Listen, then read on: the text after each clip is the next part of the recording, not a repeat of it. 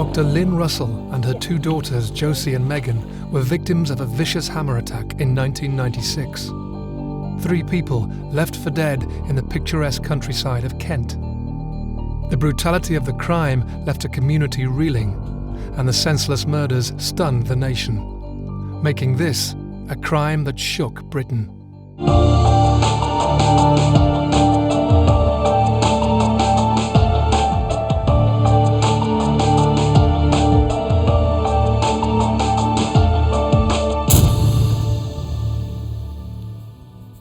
Kent police described the investigation as one of the most difficult that they'd ever faced. I can just remember the world sort of coming to an end and we all just standing there and saying, no, this can't be happening. They were tied up and beaten repeatedly around the head with a hammer. This kind of pristine place where you once felt really safe, you just didn't anymore. Police say they have no motive for the violence and few leads to go on. I knew the moment I saw this policeman coming back into the house, his body language, the look on his face, that something terrible was wrong. Lin, Megan and Josie Russell were violently attacked by a stranger whilst walking home from school. In an unprovoked and frenzied assault, the girls stood little chance. The killer evaded justice for a year. Eventually, a local psychiatric patient, Michael Stone, was arrested and charged with murder. A small consolation for the family and friends of the girls lost in this tragedy. I look back at the photographs of all the flowers and the pets and the ponies and the little cottage, and it was a very lovely existence. Megan was never quite as outgoing or kind of full of herself as Josie. Josie was in a way, the leader, the oldest child. Megan was quieter, but very determined, just like her mum. I can just remember 2 very bubbly little girls with a super mum and dad. Lin would be at home looking after the home and the animals. She did all her own work around the house, whether it was gardening, whether it was decorating, knocking down a wall with a sledgehammer. If she wanted to get something done, she'd do it. I remember when I used to walk back with Josie and Lin and Megan, I think they were quite laid back and very at one with nature, because I remember we would find things like a bird's egg or something and we'd take it home. Lin would just let us do things like that, and it was nice just walking home amongst the fields and things all pretty. We were very settled. In fact, we were thinking of moving potentially to a larger place with our own field. We didn't have a field originally in Kent, but it sounds and was quite idyllic. The attack on the Russells will be told through the eyes of those closest to the tragedy.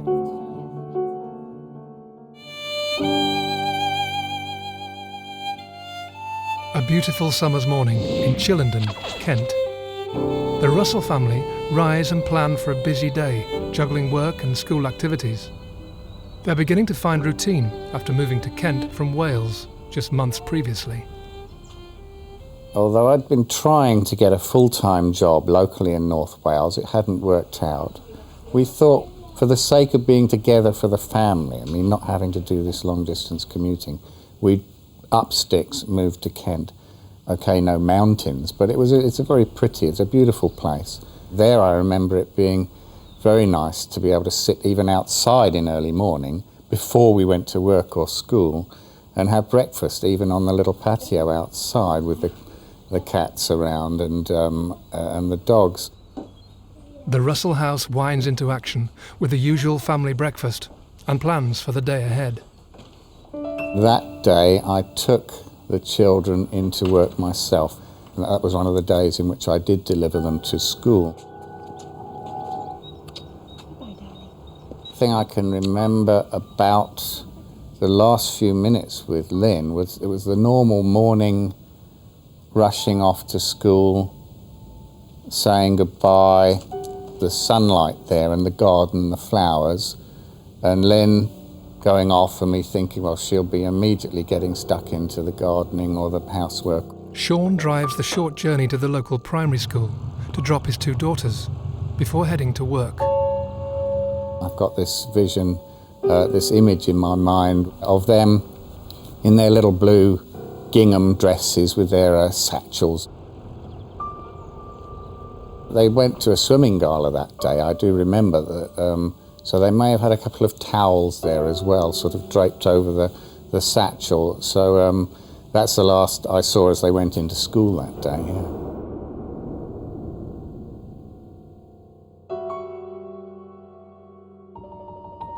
As Sean settles into work, Lin tends to chores around the cottage, and Josie and Megan start their daily lessons, unaware that in a few hours' time their lives will change forever. I was Josie's teacher at Goodnestone Church of England Primary School. She was really bubbly, she was lively, she had lots of interests. A really very highly motivated child.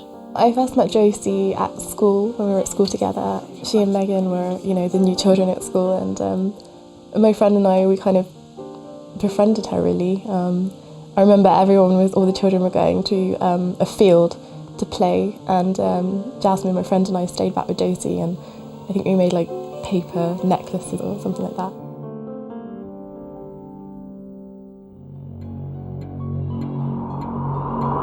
As the school day draws to a close, Sean nips out to the streets of Canterbury to run some errands.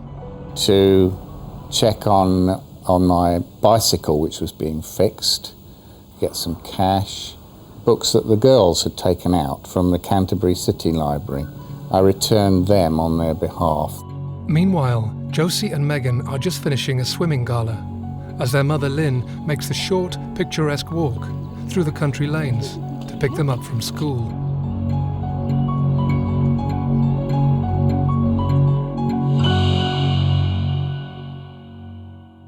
I had phoned Lin because she told me they were going to the swimming gala, and that she would then take them to Brownies. Lin was going to take them along and be given a lift by a local friend. So when I did go home about 7 o'clock and they weren't there, I wasn't too worried. I just started making the supper for when they were due to come home.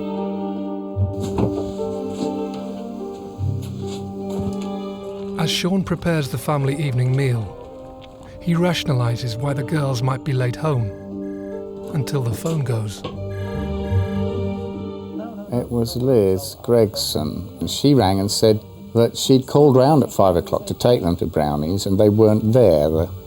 The house was closed up, there was no sign of them. At that point I started to become a bit concerned. For the last half hour, Sean has presumed his family to be at Brownies, as planned that morning. Now, as evening sets in, he starts to panic. You have no messages.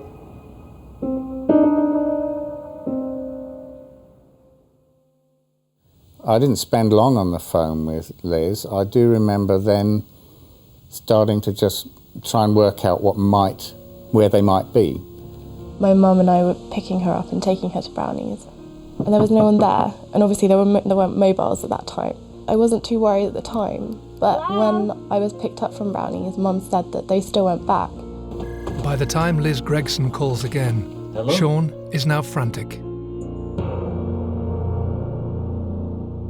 I believe it was around that time, 9 o'clock, that I said, right, actually, I better start making more of an effort to check on what's going on here. And I rang the police station. This is now only 2 hours after the time when we expected that I'd be home and maybe they would be home from Brownies. Police said no, we've had no reports of accidents. I suddenly thought, well, shall I go and have a look myself?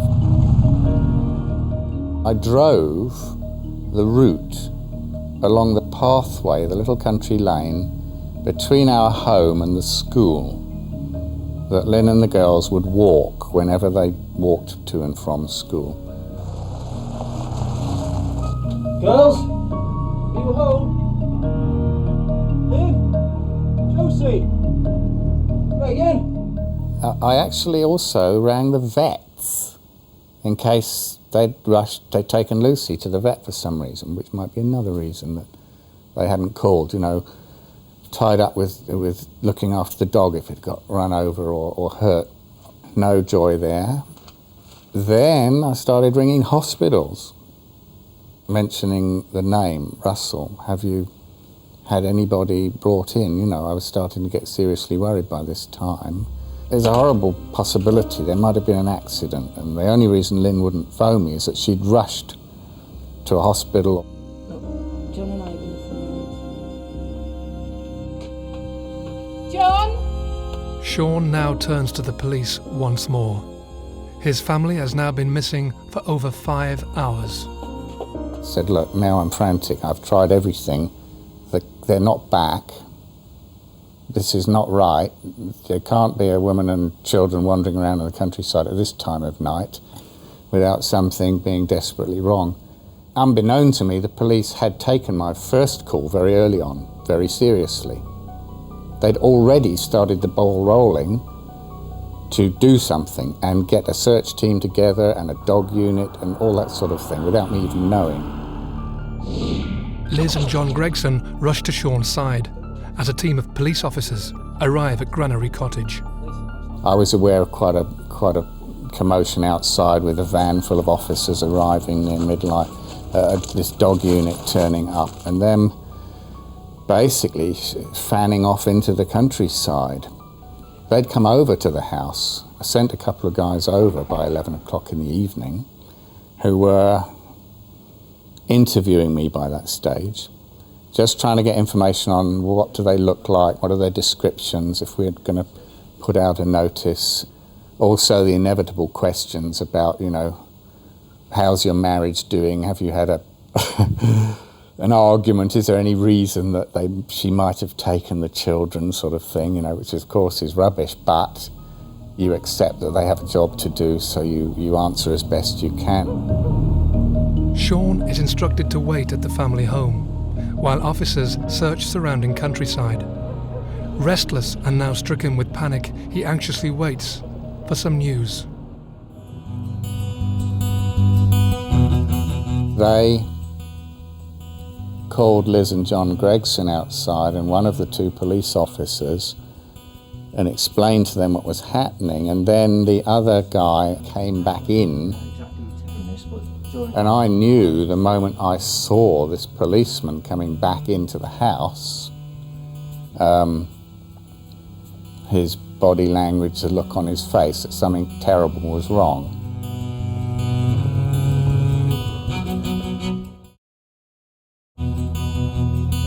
Sean Russell's wife and 2 daughters have been missing for over 6 hours.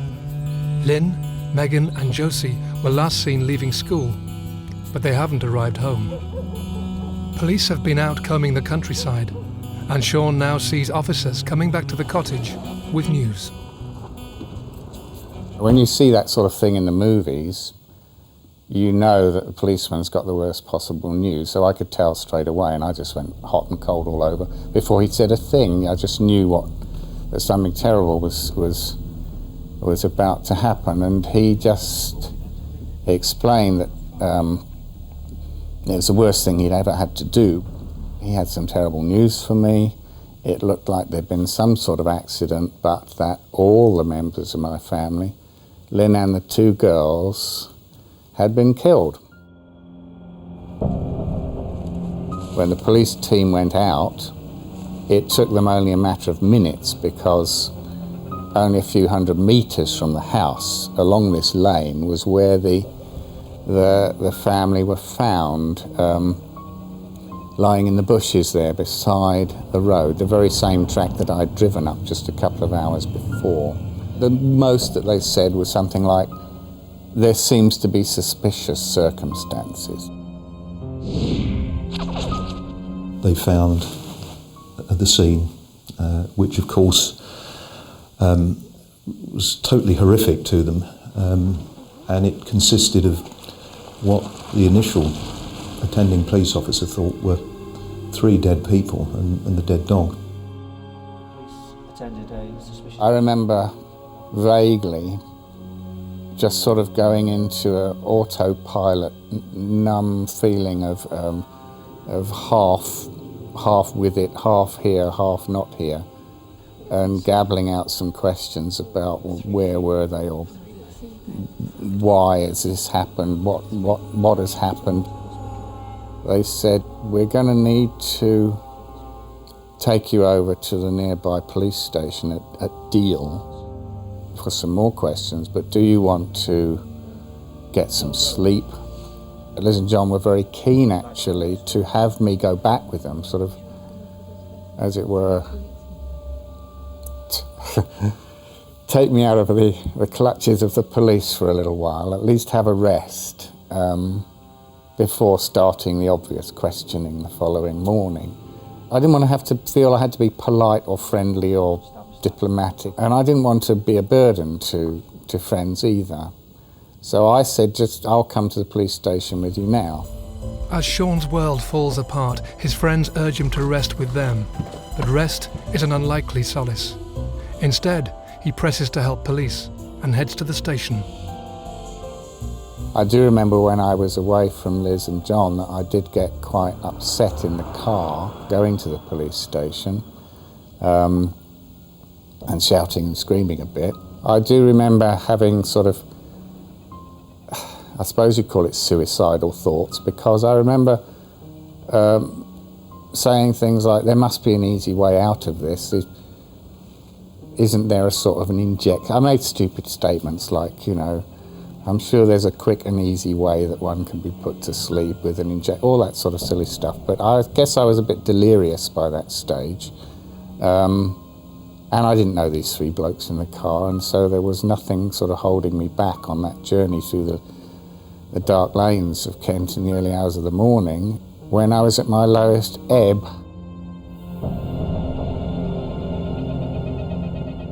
I was in bed and the phone rang, and I was asked if I would go to the police station because there'd been a serious incident. And I was told when I got there, okay, well, your job is to go over to Deal police station where Dr. Sean Russell is, because his wife and children are missing. They haven't come home since school time. And so I went over there, and I went with Ed Tingley, a policeman who was obviously tasked to speak to Sean and to get as much information as possible about the family's last movements. It was really important to get as much information as we could at that time. Sean Russell has been told his wife and 2 daughters have died in suspicious circumstances. Officers are now anxious to piece together the tragedy. I was met by 2 family liaison officers who'd been sort of pulled from their beds in the early hours. That was Ed Tingley and Pauline Smith there, who were to become great friends and supporters. I just kept thinking, how would I feel if my own family hadn't come home? I had been so devastated, as he was. I mean, he was just in shock, really, I think is the word. And they actually said, don't you want to get some sleep? Here's a blanket, here's a cup of coffee, you just, curl up here on a sofa in the police station and try and get a couple of hours of kip before we have to start the old statement taking in the morning, I hadn't actually had any specific training in family liaison work. In fact, there hadn't even been a course at that time. My actual role was that of a domestic violence officer, and previous to that I dealt with many incidents of child abuse and child neglect. I was on the family protection unit. So when I went, I didn't really know. I thought maybe I was just there to make the tea and offer the hankies and the sympathy. Of course, it was much later than that that I realised my role was going to change.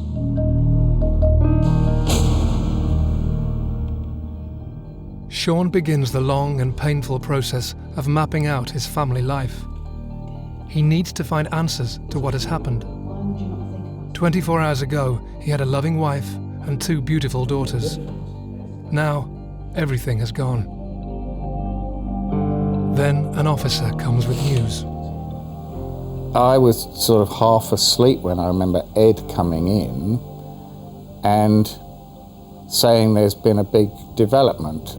By this time, the family had been found and taken straight to the hospital. We thought everyone had died, including the family dog. If you can help us, give us a description.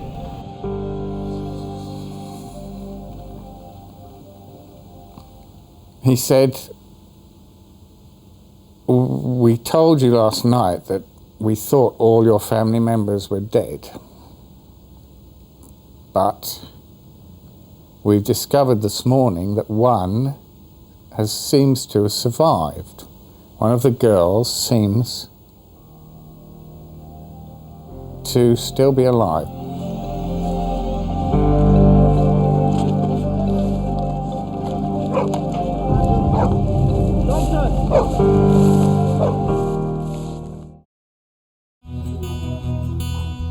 "24 hours ago, Dr. Sean Russell had an idyllic family life. Now, his world is shattered. His wife and daughters have seemingly been found dead down a country lane. But in a sudden twist of fate, some news has just brought a ray of light. Doctor was going about his business, and one of the police officers was there, and he noticed some flicker of life, and he called to the doctor. And the doctor jumped over and said, "No, you're right. This one's still alive. Get her to hospital." It kind of switched me from complete despair, sort of feeling of sort of suicidal ideas, I can't go on, there's no point to go on, suddenly to having a reason to go on at last, something to hold on to. If you can help us. I remember Ed coming back into the room and saying that he had this information for Sean, and Sean asking which one was it, and did she have freckles or not? And it was quite heartbreaking, really, because we didn't actually know at that time. Sean now faces a traumatic journey to London to identify which member of his family has survived. Even through the glass doors from outside ICU, and with all the masks and tubes and things, I could see some freckles on the top of the nose over the mask, and I knew that was Josie. As Sean tries to come to terms with the fact that his eldest daughter is somehow clinging to life, the news of the tragedy is starting to trickle through to close ones in their village. I remember waking up and Mum was asleep, which was really weird because she was always up before me because she started work really early.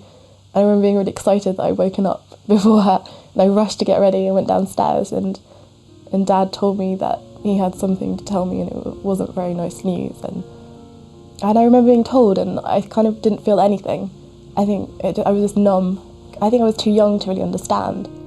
We all went into a state of shock. When you're a teacher, you're responsible, or you feel ultimately very, very responsible for the children in your care. It was actually a very difficult thing to tell the children, and I found it particularly difficult because two of my own two children were actually involved. My son was in my class, so I was telling my class, and I was having to tell my son at the same time. And my daughter was in Megan's class, and we didn't know at the time which of the two children was actually alive. Villagers are now waking up to a double murder in their tranquil surroundings. As police contain the crime scene, the media is already picking up on the tragedy. I heard about it actually on the news in my car travelling to London. This was in the morning on the 10th, the day after the murder. There was enough in that report that would have made close friends and relatives realise who the victim was. We would suddenly find members of the media sort of coming from behind bushes and at the edge of the school playground, and just We were just aware that there were lots of people around that we didn't know. Investigating the murders Well, of certainly Lin I've never known an investigation quite like this for the media involvement, which created a lot of issues. I remember Ed looking a bit shocked. How's the news got out so quickly? Before we've even had a chance to tell everybody in the family, he said, OK, here's a mobile phone Peter and Irene up in Sutton Coldfield, Lin's parents. And I could tell the moment I heard them on the heard Peter on the phone that he knew already. As Lin's parents are comforted, media interest grows by the minute. Meanwhile, police must establish what has happened as quickly as possible. I went straight to the crime scene, which had been preserved, and then started to take control of the investigation from there. First of all, it's very important that we secure the scene forensically, so we can send our people in to get forensic evidence and to send scientists in. We then had to contain a much wider area because it was quite likely things had been discarded by the offender or offenders. One of my main concerns was finding out who witnessed this, if anybody, and the one person that obviously did was Josie Russell. Josie now lies seriously ill in hospital, and doctors are unsure if she'll survive the night. Kind of described it as feeling like at the bottom of a big dark pit, and like a prisoner in one of those old pit sort of cells, and just very dark and very gloomy and with no hope of a future. But that changed instantly when I heard that Josie was alive, at least, even though I didn't know for how much longer she might be alive or what state she might be in if she survived. Police now face one of the country's biggest murder hunts. 3 people have been brutally attacked with no apparent motive. A killer is on the loose, and Sean's one glimmer of hope lies with horrific injuries. He now has an agonising wait to see if she'll pull through. By the end of that first day that Josie was in hospital, they'd carried out an operation of several hours, done a whole lot of tests. We were told she had serious head injuries, brain injuries. You know, she's on full life support. I had no idea whether she would survive at all.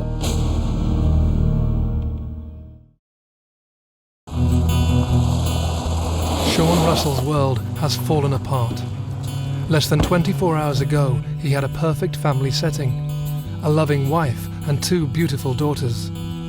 Now, he sits in the hospital, clinging to the hope his eldest daughter will regain consciousness.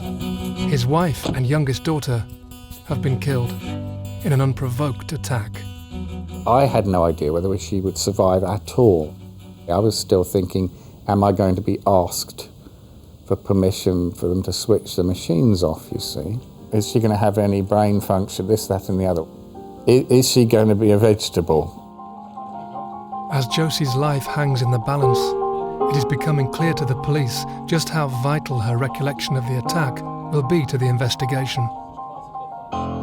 Right from the start of this, Josie was uppermost in our mind. Obviously the first thing was her recovery and medical treatment.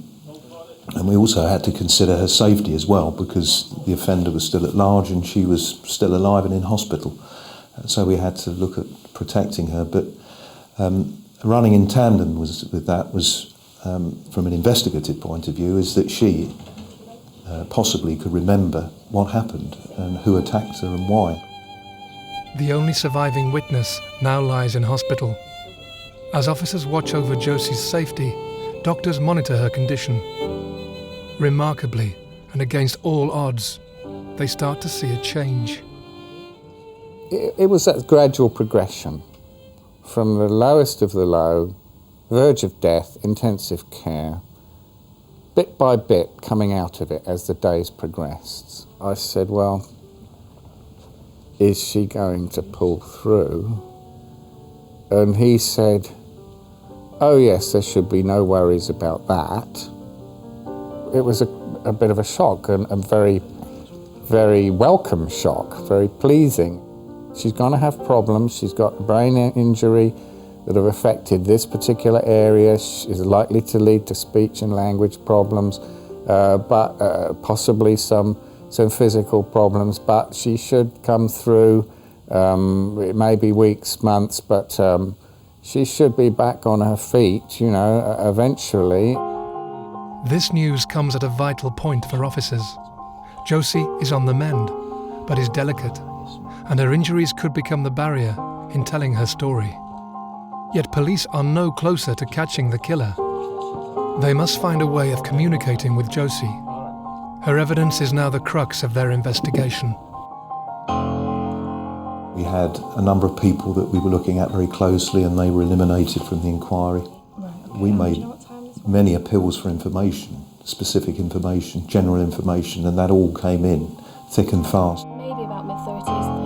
Right, okay. Do you know what time this was? And each was analysed, and most of it turned out to be a blind alley.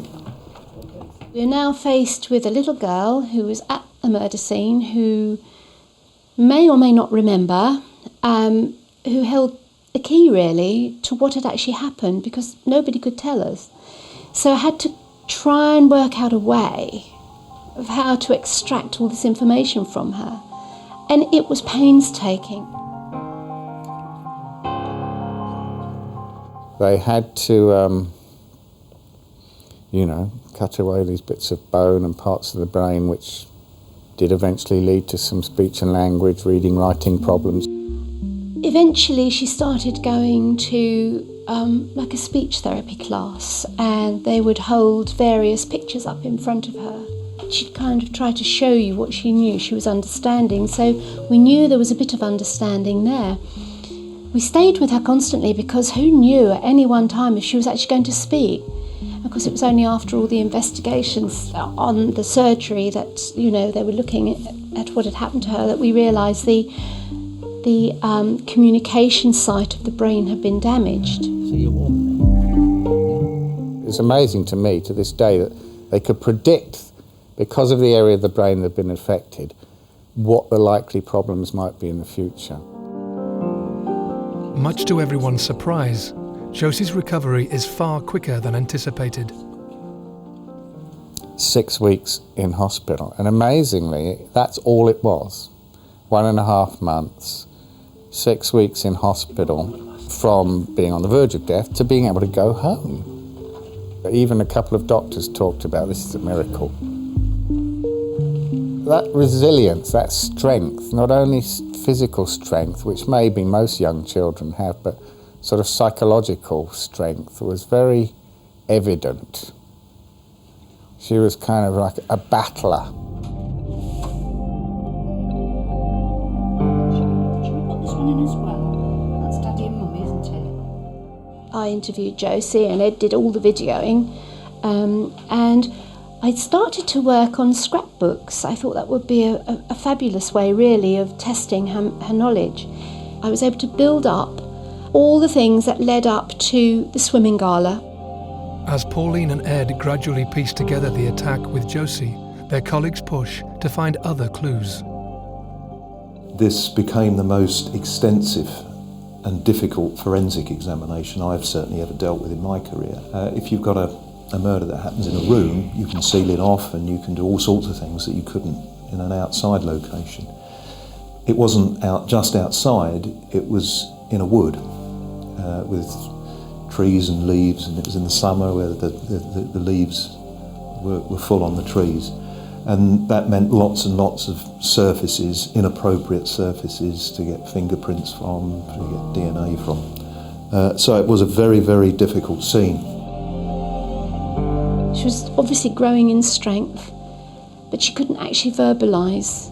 So I thought by making models, it would give her an opportunity to really get off her chest what had happened, because, when someone is traumatised, you generally need to talk about it, and she couldn't.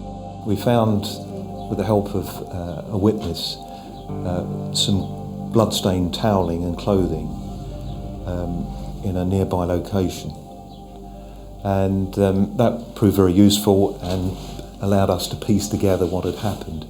There was a hammer found close by this location, which was investigated very thoroughly.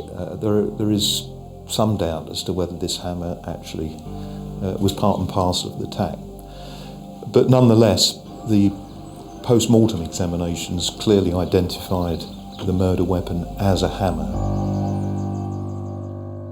It was very frustrating in that hardly anything materialised from the forensic work.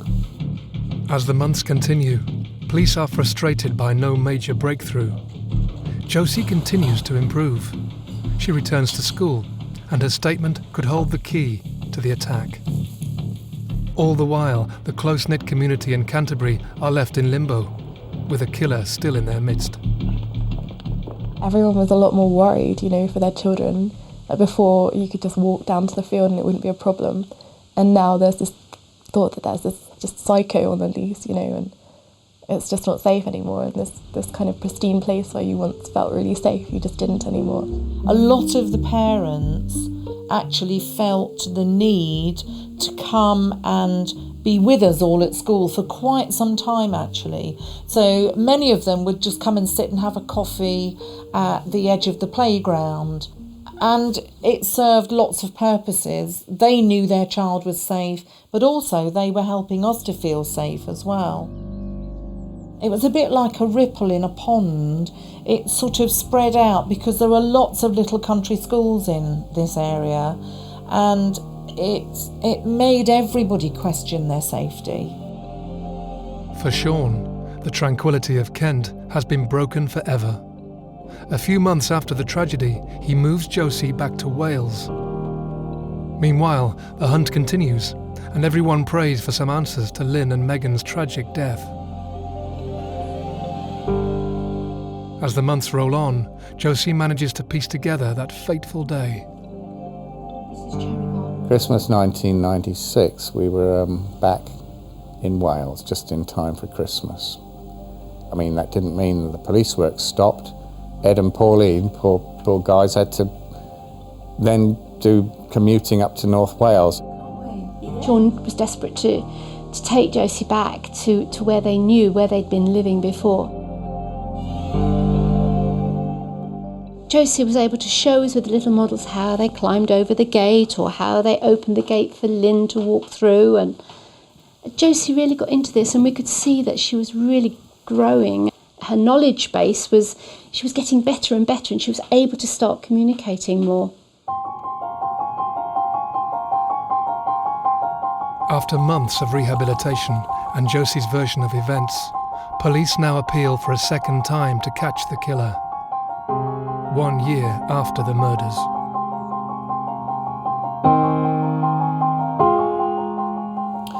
And that for the first time suggested that Michael Stone might be the offender, and he became a suspect very shortly after that broadcast. At last, police receive a vital lead they've been looking for. A doctor could hold the key. He was aware that this particular patient of his had been talking about things like this, and he gave a name to the police, which the police followed up. When Michael Stone was first identified as a possible suspect, that then triggered an awful lot of investigative activity around him, his background, his movements, his ability to do this sort of thing, his mobility to do this sort of thing, his vehicle, so on and so forth. And that culminated in his arrest. As Michael Stone is arrested, his background comes to light. He was a habitual drug user with violent fantasies who knew the area well. Claims he had spoken of the desire to kill shortly before the murders now come to the fore. But one question still remains. What was the motive? We considered it may be robbery, it could be theft. There were other factors like the family dog was killed. Why? Was that just gratuitous violence, or was it done for a purpose? Because of the remoteness of the location, it did strike us that it was somebody that lived locally or somebody that had knowledge of the area. And the fact that a car was used suggested perhaps it wasn't immediately local, but somebody had travelled into the scene. If you put all those things together, there was no obvious motive that emerged.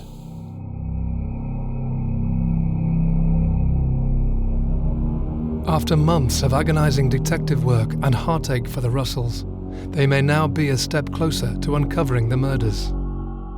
Michael Stone goes on trial a year after his arrest. I asked them some things, but I didn't want to dig too far into their inquiry.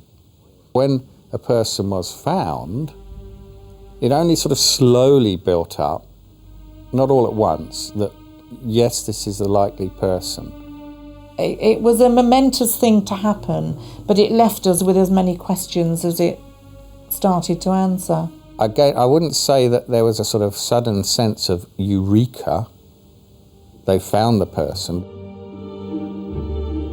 Stone is found guilty on 2 counts of murder and the attempted murder of Josie. He is given 3 life sentences. The devastating facts about the 9th of July 1996 now come to light. The girls had gone to their swimming gala in Canterbury with the school. Just finished swimming and we all came back on the coach, and then our parents would pick us up, and my mum picked me up in the car and Lin was walking to pick Josie up. Lin had walked with Lucy, the dog, across the country lane, 1.5 miles away to Goodnestone to wait for them and collect them. I knew obviously we were going to Brownies that afternoon, and Mum and I beeped the horn because we saw Josie, Lin and Megan just about to walk down the steps, and we thought, oh, we'll give them a lift home, and we beeped, and I remember we beeped quite a few times, and I thought it was really weird how they didn't hear us, and we just thought, oh, that's fine, we'll just see her later. And if they had heard us, then we would have given them a lift home. They would have been chirruping away about the fun they'd had at the swimming gala, and they would have walked down Cherry Garden Lane, and that is when the whole event started to unfold of the person, as Josie described it, them passing a man in a car parked, and then as they walked down the lane, the car following them, etc., and then the attack ensuing from that. The violence used was excessive. Far more excessive than was needed to control the victims. Probably the reason that Josie survived was that the damage to her skull was greater than to the other 2. It meant the pressure on the brain that causes all sorts of damage was released naturally, and the cold temperatures of her lying for several hours sort of slowed down the development of the injury, and she probably pulled through because of the extent of the damage to her skull rather than the opposite. A peculiar paradox there. The unprovoked hammer attack on the Russells raised wide-scale debate on the British laws and the strength of the Mental Health Act. Should it be reassessed? It transpired that Michael Stone was one of these people that had suffered a very traumatic mental illness. He should never have been put in a position where he could actually do anything like this. We know enough now that you probably could identify real at-risk, potentially violent people who ought to be taken into care and go through some form of treatment and drug control and this sort of thing. But there are people certainly on the civil liberties side who say, no, you can't go down that route, it's thin wedge. People with mental health issues, I personally feel, are not really looked after that well. There are experiments going on with people who are already in prison to see if particular lines of treatment can be followed for people who were previously classified as being untreatable. So this is still going on, and it's not clear what the outcome will be. It would be wonderful if we had a magic wand and we could just wipe the evil out of this world. Unfortunately, we don't have that. We're not magic. And I think I think legislation should be changed and it should be moved on as these awful things happen. Since Michael Stone's conviction, he has appealed twice and won a retrial. His attempts have failed. He continues to serve his sentence. The next thing would be to say, say sorry. I'm sorry I did it. Express remorse. It makes a big difference. You've always got that sort of lack of finality. Sean and Josie's life is now very different. For years, they have humbled the nation with their resilience and courage to continue on with their lives. We've been shown the depth of on one side, the worst side of human nature, but against that we've been shown the best side of human nature, all the people that took an interest in us and were so kind to us and generous and supported us through all of this. Okay, we had a mad, crazy, chance in a million, one-off thing happen to us. And of course we'll never forget that, you'll never get over it. But we're trying to make the best we can of life, and the way Josie does is what gives me the strength and to feel that I can face the future, and seeing her making such a good job out of her life makes it a lot easier for me to carry on.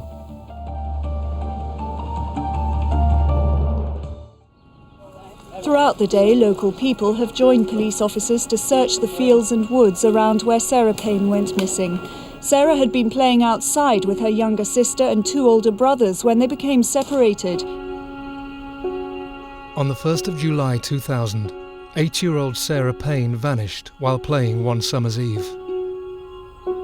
17 days later, she was found, murdered.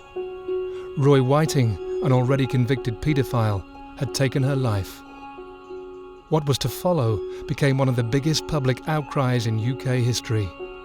Sarah's family, left torn apart by the devastation, were surged to campaign for a major change in British law, determined Sarah's death would not be in vain, making this a crime that shook Britain.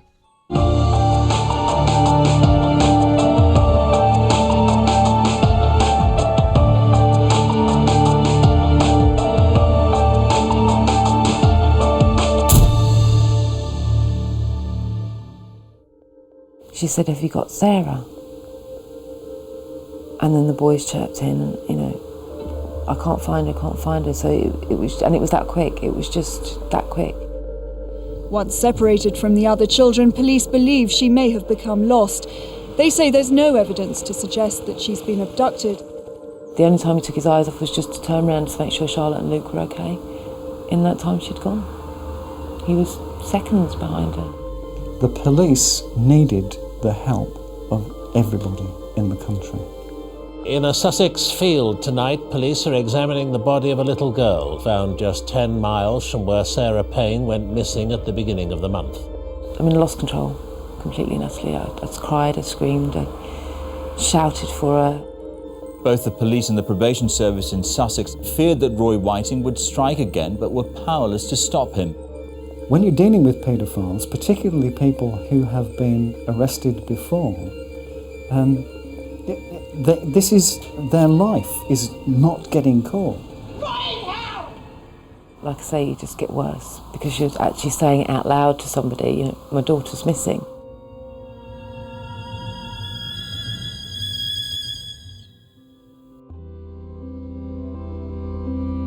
Sarah Payne was a beautiful, fun-loving 8-year-old. One of 4 children, she was the apple of her family's eye. Sarah was the third child of 4. Anybody who's got a big family will understand is that you'll kind of have your place in a family. And I guess Sarah was really the imagination. She was the first girl to come along, so it was fairies and pixies and dolls and pretty things, because she was the first girl born for a long time into the family. So it was all, grannies buying pretty dresses and little socks and all sorts of things. So she was very much a girly girl. She didn't need to be robust because she's, two big brothers. And then when her little sister came along, her little sister decided that she'd be the tomboy, thank you very much, and that was it. So it's just a big heart, really, a really big heart. I was never the best housekeeper in the world. There was no sort of strict routines about our house. Dinner was at a certain time and bedtime was at a certain time, but other than that, everything was just kind of as it happened. It was just mad, messy and noisy all the time. When we rowed, it was massive rows, when we played, it was loud games, so it was just like that. It was just a force to be reckoned with, I think. The tragic murder of Sarah Payne will be told through the eyes of her mum, Sarah, and Phil Clark, an officer on the case.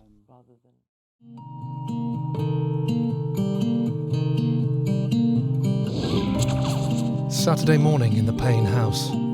As Mike sleeps off his night shift, Sarah heads to work at a local pub with Charlotte and Sarah. Took the girls to work with me in the morning, as I normally did on a Saturday. It was a massive garden there, so I loved to play out there with the daughter of the landlady and that. Got back and just, packed everything up, packed the kids in the car and just headed for the coast. The Paynes make the journey to West Sussex to spend the weekend with Mike's parents. Well, it was July, it was quite hot. We hadn't been to see Terry and Les for quite some time. We always used to go sort of once a month at least, go and have Sunday dinner and that kind of thing. Just an off-the-cuff decision, really. It was a nice weekend. We hadn't had anything planned. Grandparents Les and Terry quickly greet the family as they arrive. As food is prepared, the family settles in. Everything ready. Dinner almost on the table. Get in, have a drink, say hello, catch up quickly, have dinner all together. Kids go out to play, sort of in the garden, clear up and just normal family life, really.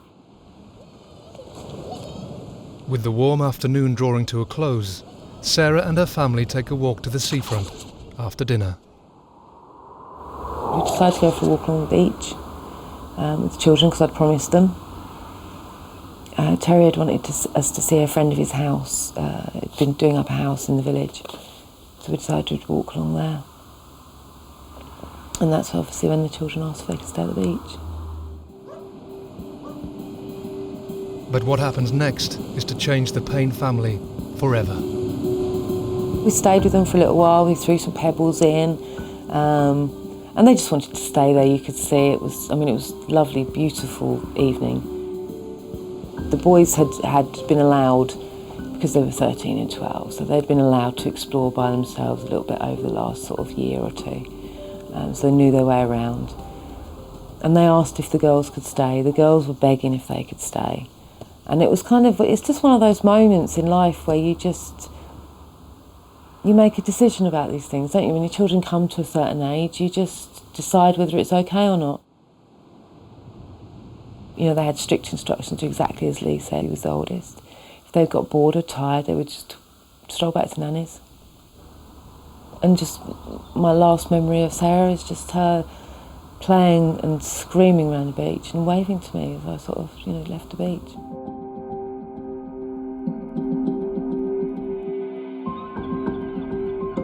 As Sarah plays happily on the beach with her brothers and sister, Sarah, Mike and Terry head to visit friends. Stopped at the pub for a half, and we were going there literally a half. It was a balmy summer's evening. Walked back round the fields, so it was just that amount of time, and that's all it was. We didn't stay anywhere any longer than 10, 15 minutes. No, there was no rush about it, but there was also we wanted to get home for the evening and just settle down, get the kids in bed, and just have our evening. Yet as evening sets in and they stroll back to their house, the calm is broken. And as we got to the house, Les was standing outside, which I thought was very, very unusual. She was holding Charlotte tightly by the hand and the boys were sort of around. She said, "Have you got Sarah?"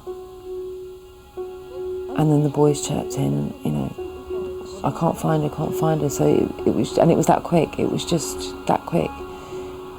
My daughter's missing. It's like an echo going off in your head that just is uncontrollable fear, just real fear.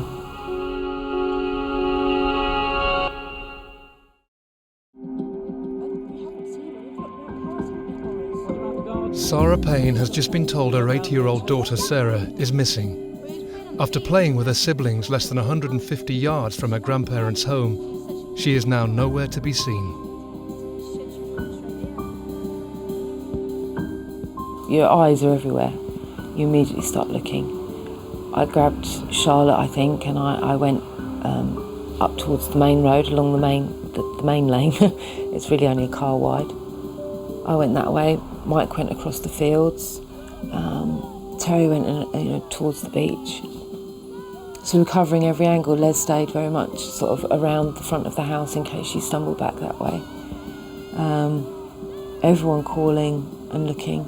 I got to the end of the road and realised there's just no way. She was a timid child. She couldn't even play hide and seek for more than 2 minutes without coming out and saying, "Why haven't you found me yet?" So she wasn't a child that would do those kind of games. The family comb the countryside, fearful that their little girl is out alone. And as the shouts echo across the fields, Sarah pieces together her family's last movements. They'd gone to play in the field, as they'd done on many occasions. The corn was high, so it was, a brilliant place to play. Sarah had stumbled and fallen, got in a little bit of a tantrum, decided she was going to go back to Nanny's house. Lee had followed her. Same time Charlotte had fallen and stumbled as well, so sort of one boy's attention was on one and the other boy was on the other.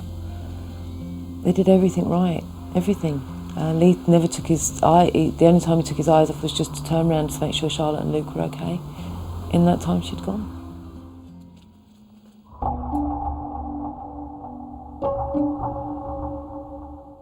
Sarah Payne has now been missing over an hour.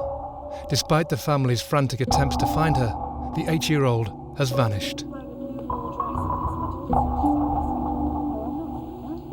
We passed several people, all of us. People joined in with the search because they could see how worried we were. And there's also that part of you that just thinks they're just there, you just can't see them. You know what kids are like, the minute you reach that absolute moment of panic, that's when they go boo, or they appear from nowhere and start giggling all over the place. But there was kind of this nagging thing, well, what if she'd walked across the fields and just got lost? So it was just covering everything. With no leads and darkness closing in, Sarah faces the painful realisation that extra help is now needed. She said, "Look, we've got to call the police. She doesn't know where she is. She's lost. God knows where she is."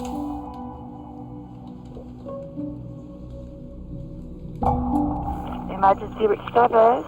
Please, I've lost my daughter. Police, thank you. I'm calling through the police emergency. What's the problem? I've lost my 8-year-old daughter. She's been missing about an hour and 3/4 now. Sarah Payne rang the police, I think, at about 9:15 on the Saturday night, and reporting an 8-year-old missing girl. And of course that suddenly became a high priority incident. It received the notice of the command officer for the division straight away. Police resources were drafted away from the usual Saturday night policing in order to assist with that search right from the start. The phone call to the police was so difficult. It's one of those do I, don't I, because as soon as you do, you've made it real.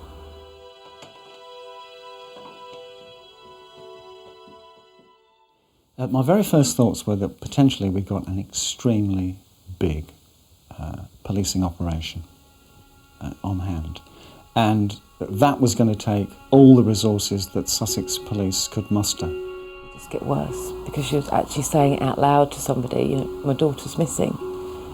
And like I say, just thank God they took her seriously.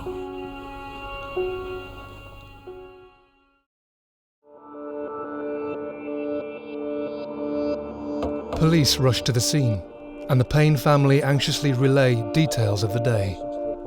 As soon as the police came, they sort of got the family back to find out exactly what had happened and everything else. I don't think we even put the children to bed until the search was called off. All the obvious places where somebody of that age could have fallen into, the ditches, the culverts, and all of those sort of places were done straight away, within an area of about 500 metres or so around from where she was last seen.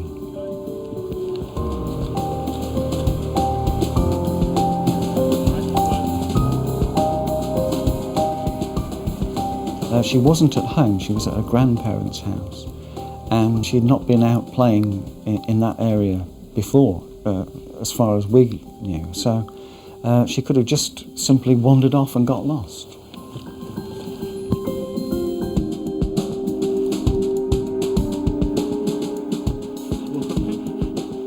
It was highly likely that she'd been abducted, but she could have got lost. It was highly likely that she'd been taken from the place, but she could have fallen down a well. The most notable thing about the surrounding area from where Sarah went missing was the absolute lack of any evidence, the absolute lack of any clothing or any of her property or anything to do with her. It was devoid of anything that related to Sarah Payne, as if she had been whisked away.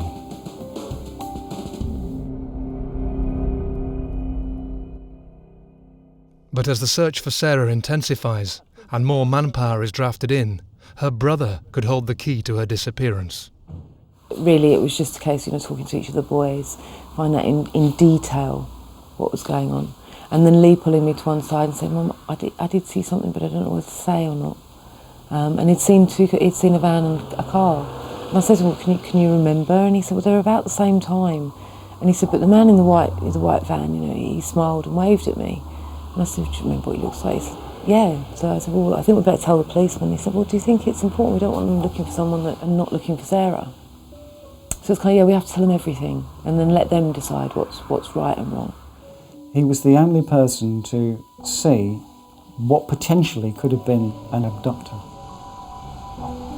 And he identified to the police that he was driving a large white van, being driven by a scruffy individual who smiled and waved to him as he went past.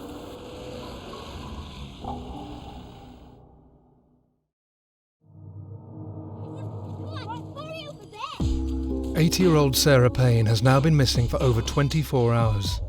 Whilst playing in a field with her siblings, she has vanished from sight. The scale of the police hunt is now escalating as the hours tick by, and officers are desperate for any clues that could help find the little girl.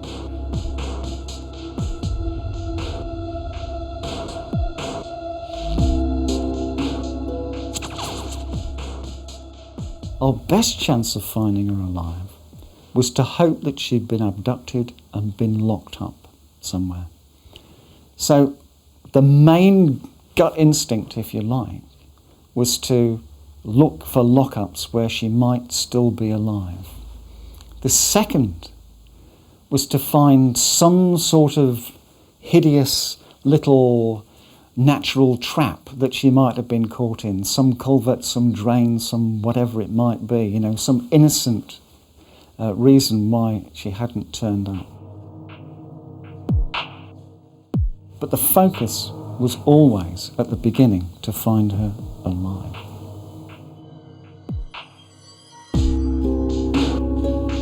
Members of the public are now offering to help search in their droves, all praying Sarah is found, safe and well.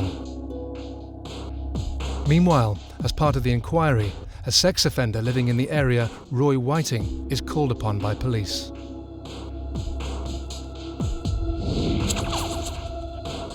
If this little girl had been abducted, there's obviously the usual suspects. You've got to sort out who is the most likely. When Sarah went missing, Roy Whiting told the police that he was at a fun fair in Brighton. The inference being that he'd been cruising the areas where young people might congregate. Whiting gives nothing away, but his demeanour is suspicious. After questioning, officers decide to monitor him. Meanwhile, Sarah and the family are urged in front of the country's media in an emotional plea. The police needed the help of everybody in the country. And one of the best ways to get everybody on side is to get the empathy that comes with seeing the parents, even if they're in a state of distress. We got asked to do an initial press conference, And that was, I think, on the Monday after she'd gone missing. She went missing on the Saturday, I think it was on the Monday. And we went in to see Martin Underhill, and he tried to give me sort of what I should say, tried to help me write what I should say and that kind of thing. And I looked at him and I just thought, I can't, just tell me what you need. What do you need from this? And that was the obvious thing to do, and it was done very early. I think the first time that the Payne family made an appearance was on the Tuesday morning, if I remember rightly. We've got lots of people, hundreds, Sarah. You wouldn't believe how many people are coming, but they're coming, and it won't be long.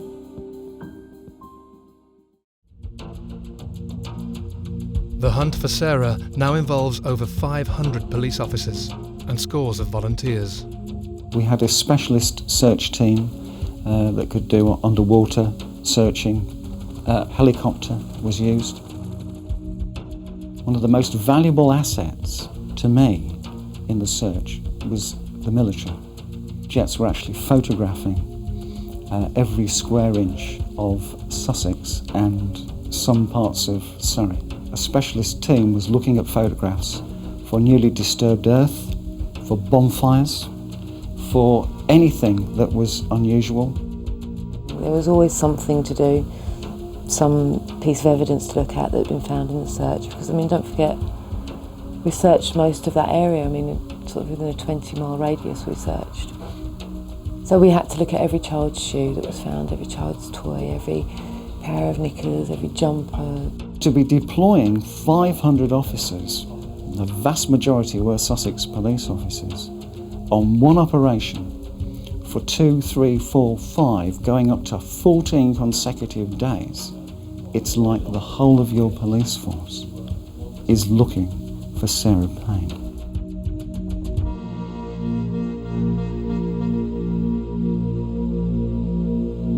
The hunt for Sarah is quickly turning into one of the biggest media cases in recent history. Her image is used across newspapers and television reports nationwide in a desperate plea for information. As a result, the leads into the search for Sarah come in thick and fast. By the time that we'd got to Wednesday, it was over 10,000 pieces of information coming into the Casualty Bureau. That's not 10,000 phone calls, that's 10,000 phone calls that have actually got pieces of information on the back of them. I remember quite well a sighting of Sarah Payne in the company of a gentleman at Knutsford Services, I think on the M6. It was such a powerful piece of evidence that an awful lot of store was put in that she was either in the Midlands or had been taken up north. There were always sightings of her. There was one particular sighting which really gave us joy and hope, and as soon as I heard the woman speak, I knew that it wasn't Sarah. Days now turn into weeks, and despite no positive sightings of Sarah, the nation prays for her safe return. Sarah and her family draw strength from the support. We needed to maintain a very close link with the family. So not only were people appointed as family liaison officers, but they'd actually been trained to do the job. And the job is to support the family, to actually be able to interpret what is happening from the police perspective. And it's a very, very difficult job because you get so close to people at a time of great, great stress that you start to share their stress with them and you start to share their burden.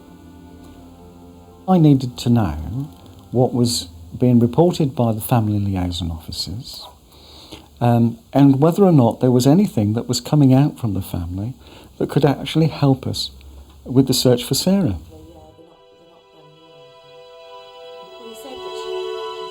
Family liaison officers Sean Scott and David Dowell are also on hand day and night to help the family through the agonising hours. The moments I liked best were the ones when, just before Dave and Sean arrived in the morning, was the one when, just before they come through the door. It was any news, so there was always that hope every time they came through the door. And sadly that just didn't happen. We sat down and we talked about scenarios about her coming home, about having a bag ready for her, which was something to cling on to. I hadn't thought of doing that, so that was that. That was, getting her bag ready so that if they found her, I could be taken straight to her. For Sarah's brothers and sister, their worlds have been turned upside down. They were the last people to see the 8-year-old and are now desperately keen to make sure their sister is found. I couldn't tear the other children away from the news at all. They just had it on 24 hours a day. And every day they were coming up with scenarios to get the press involved, to do this, to do that, wherever they looked, So it was, it was a real challenge to keep them occupied as well. They went to the police station. The police were fantastic with them, showed them all the computers, photo fits with Lee.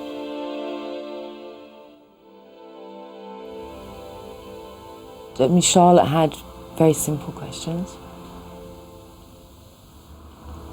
And the boys had quite in-depth questions. Where were the police going with this? Did they have any evidence for this? Did they have this? Lee was like, did you chase up the green car? Did you find the man that I saw?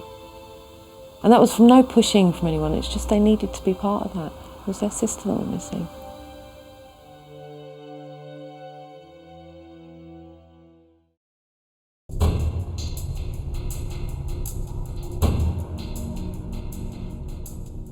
It's been 17 days since Sarah Payne was last seen, playing in a field right next to her grandparents' house. Family and friends have been clinging to the hope that she will return safe and well. Thousands of people have offered their help, but despite a nationwide appeal and scores of officers on the case, Sarah hasn't been seen since. Now, Family Liaison Officer Sean Scott arrives with news. And I could just see by Sean's face that he needed to tell me something. I didn't know what that was. I soon had a good idea that it was serious, and I didn't want that moment to come. When it came to it, I didn't want it to come. Sarah? I kind of knew what was coming, I just couldn't let him speak. Michael arrived, and Sean quickly sat him down, and I didn't realise the urgency of it. They'd found a body. Got some news. We found the body of a child. It was a little girl, and there were no other little girls missing at that time, so they could only presume it was Sarah, but it wasn't definite.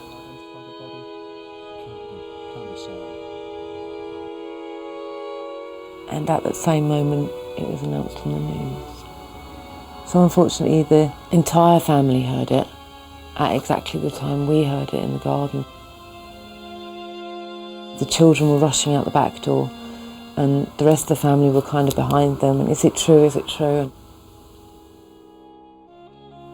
None of us were sure it was her. We had to wait for testing, and somebody had to go and view the body, and all those things. And then again, we started doing the glimmer of hope. We started it all over again.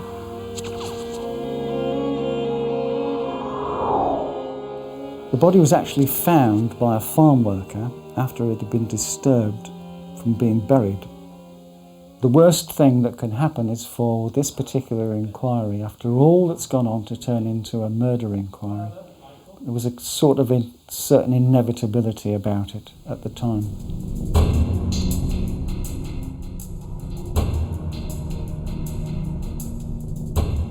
A swift forensic examination is ordered and the body is identified. Sean came to me and he said, we are 1,000% sure, because they'd done the DNA. The coroner had worked so hard really quickly because he knew the situation. Everyone had. I was determined. I was absolutely determined that nobody else could possibly know it was her. I needed to see for myself. So Sean said that he would go first, and he would come back and he would describe it to me, and if I still wanted to go, then he would go with me. It was late afternoon by the time he came back. And he was in pieces. I could just see. Just a shadow of the man that I saw just a few hours ago. And I knew at that point that I couldn't go and see. and I knew it wasn't right to, and I didn't think that she'd want me to. I felt really guilty at not going though. Isn't that silly? Just felt so guilty for not going. And then there was this big why question again. I knew that she wouldn't have fought, and I knew that she wouldn't have struggled. So there would just be no reason.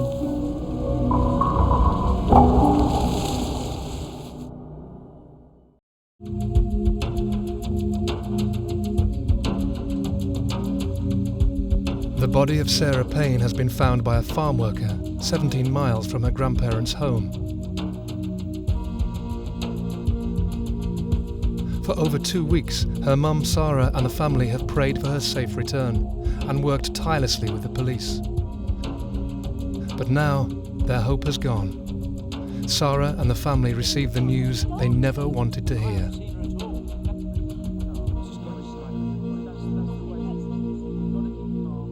You know, all sorts of things go around in my brain at that time then. I mean, I knew that she'd died. I knew that she died quickly. That was a saving thing for me. She hadn't suffered for ages. And then there was this big why question again. You know, I knew that she wouldn't have fought, and I knew that she wouldn't have struggled. You know, even if she'd done it initially, she didn't have any strength in her to push anyone around. The emotion at this stage is huge sadness, absolutely enormous sadness. The fact is, it became clear that we had an offence, serious offence, to detect.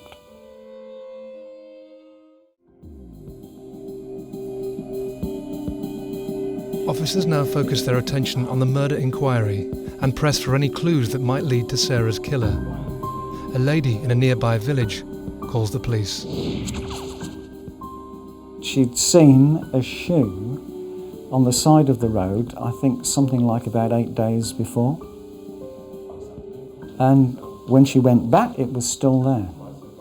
And very, very sensibly, she didn't touch it, she reported it to the police. And that was one of the most dramatic moments. It set off a whole new body of searching, of course. Every single field, hedge, for miles around was then scrutinised for Sarah's clothing.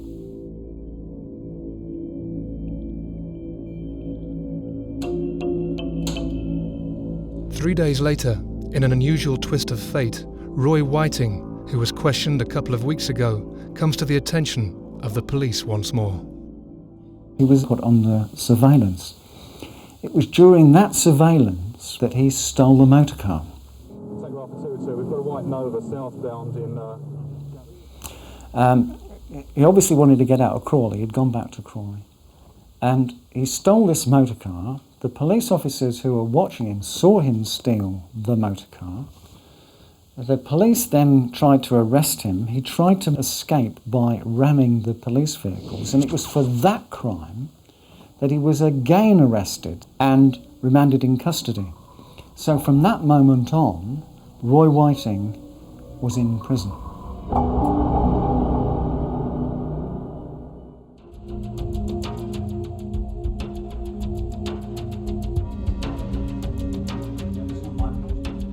As Whiting sits in custody for a separate offence, police question him on Sarah's disappearance again. Once Sarah's body was found, Roy Whiting was the prime suspect. It was imperative that he needed to be rearrested and spoken to again in the terms of the murder inquiry. When Peter Kennett took over the investigation, that's when it turned into a murder investigation. Every single day he tried to get his officers to prove to him that it wasn't Roy Whiting, because his name just kept coming up. Even if it was only on the premise of coincidence and happenstance and all the rest of it, the coincidence by this time was enormous. As the pressure mounts on Whiting, Sarah and her family turn their focus to a memorial to honour their daughter's short life.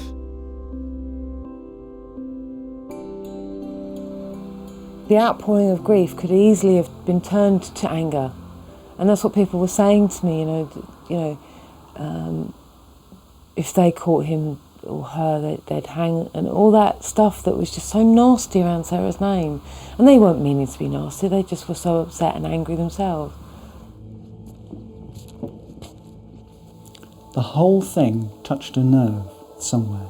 It touched a nerve throughout the body of the United Kingdom.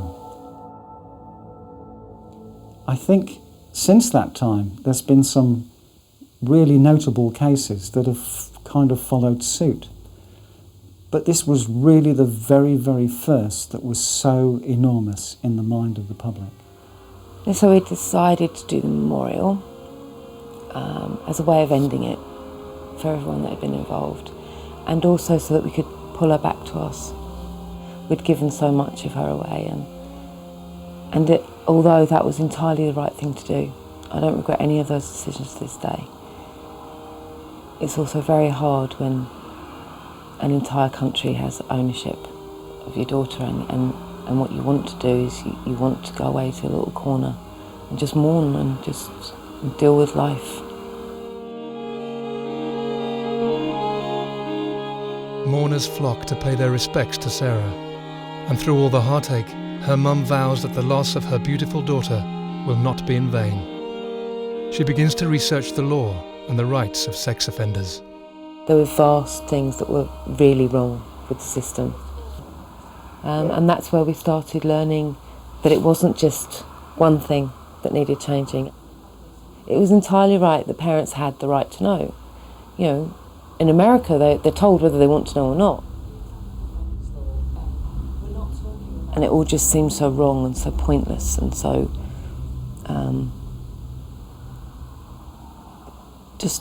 somebody somewhere must have something to say. This has got to change something, for God's sake. This can't ever be allowed to happen again. Sarah quickly realises the need for change. Inspired by Megan's Law in America, she presses for controlled access to information on sex offenders in a passionate bid to stop this tragedy happening again. So basically we looked at all the things to do with sex offenders, and it just seemed that everyone was playing into their offender's hand. Nobody was looking after these children. We found that the police's hands were tied an awful lot of the time when it came to offenders.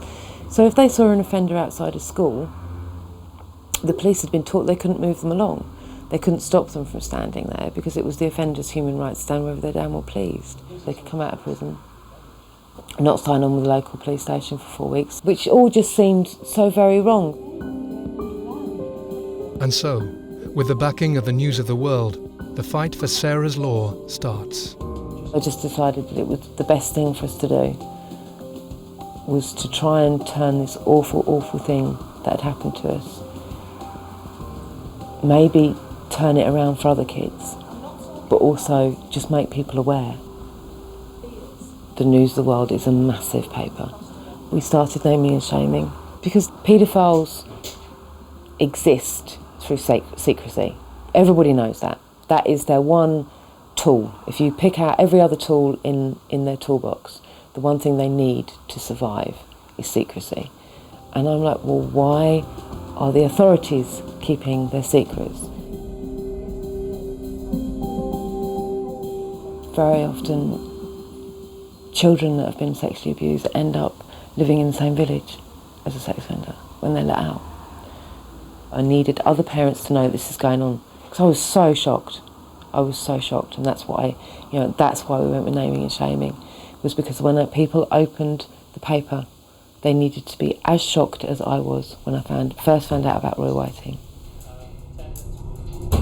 As the campaign gathers pace, officers investigating Roy Whiting delve into every area of his life. To me, it seemed that this man had specifically bought a certain kind of van. It's a furniture van. It was clad in plywood on the inside to stop furniture being damaged.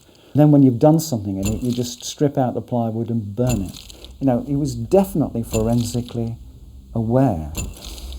When you're dealing with paedophiles, particularly people who have been arrested before, This is their life is not getting caught, so they know about forensic evidence. But in actual fact, 2 hairs, Sarah Payne's hairs, were found in the van. Forensic tests on the van have brought a major breakthrough. However, Whiting's link to the murder isn't going to end there. The black shoe found 3 days after Sarah's body now reveals evidence, incriminating him even further. The shoe was found and it had this fibre on it, which took a long time but was subsequently tied in with fibres on clothing found in Roy Whiting's van. All the coincidence in the world can't get away from that, because nowhere, never, had Roy Whiting ever said to anybody that he had been in the company of Sarah Payne. And that was one of the main pieces of forensic evidence that came forward, and I think in my mind was the crucial piece of evidence. If that shoe hadn't been found, Roy Whiting could be at large today.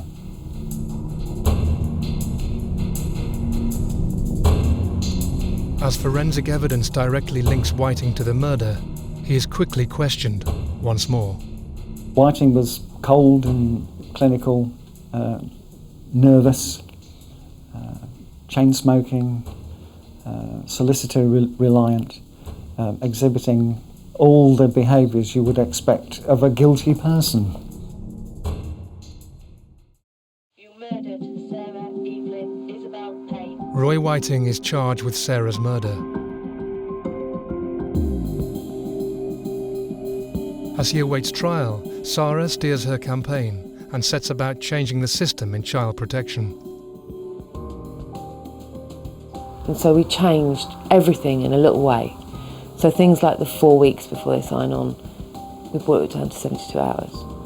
Signing on in person, they didn't have to do that before. With a photograph now. A photograph may be taken every year. It doesn't have to be, but it may be taken every year. Fingerprints may be taken every year. Doesn't have to be, but they can if they want to. I mean, we've tightened everything now. Everything's tightened. The most fantastic thing that came out of those early meetings, it was the agencies working together, finally working together.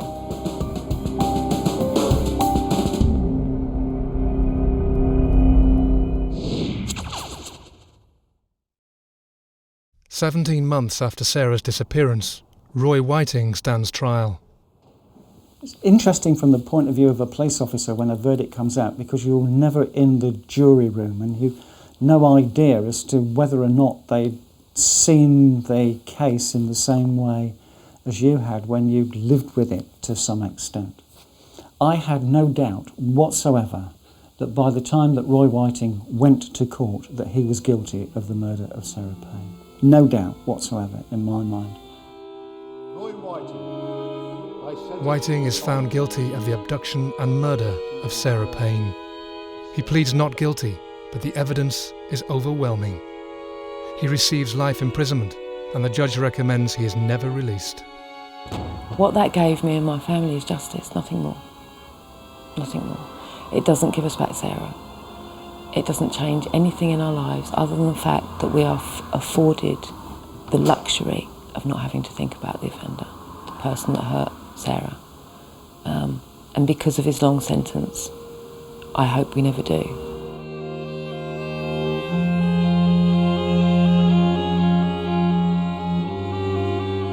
Sarah Payne's fight for justice since the murder of her daughter has been relentless, and the changes still being made through her sheer determination are all steps in better protection for children.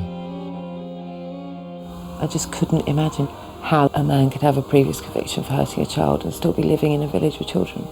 You know, still be living in a seaside town, for God's sake. There will always be those that want to hurt children. I don't understand them, I don't want to understand them. I know how they work because I've had to learn. I know what works when it comes to treatment with them. And the only thing that works is for you to stand in between that offender and a child. That's all that works. The man who murdered Sarah Payne is behind bars, but that will never stop her family fighting to prevent it happening to anyone else. Legislation is becoming stronger, but does this prevent another tragedy? Well, I don't think that you can ever legislate for what peculiar people do, and the more difficult you make it for people, if they've got a will, they will work at it. They'll work at it like a hobby, they'll work at it like a job, they'll work at it so that they can get to a position where they can do what they want to do. I mean, I hope that somewhere in the future we will find a way of stopping a first offence, of stopping someone from going down that road.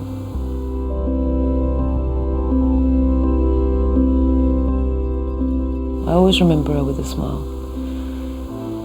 I miss her every single day of my life, and I will miss her forever. Nothing will ever change that. But I miss not arguing with her.